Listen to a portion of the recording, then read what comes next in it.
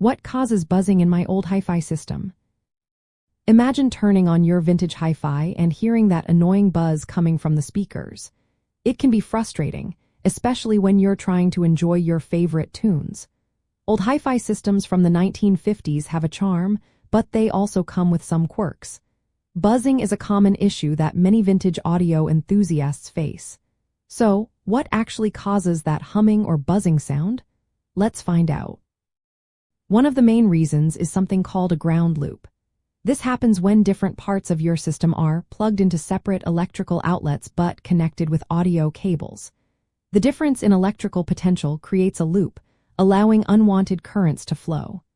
This flow produces that buzzing noise you hear through your speakers. Back in the 1950s, electrical wiring standards were not as strict or uniform as they are today. That made ground loops a frequent problem for vintage hi-fi owners. Another cause is aging internal parts inside the amplifier.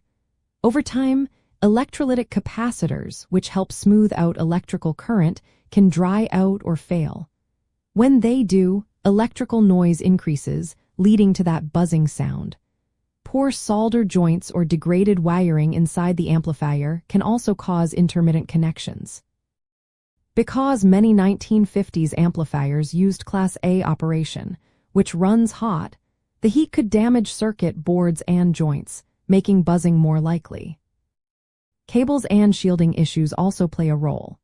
In the 1950s, cables were not always well shielded against electromagnetic interference from household appliances or lighting.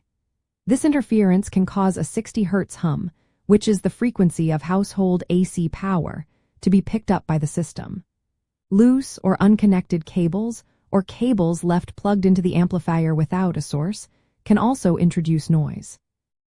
To fix buzzing, many vintage users would make sure all components were plugged into the same power strip or outlet to avoid ground loops.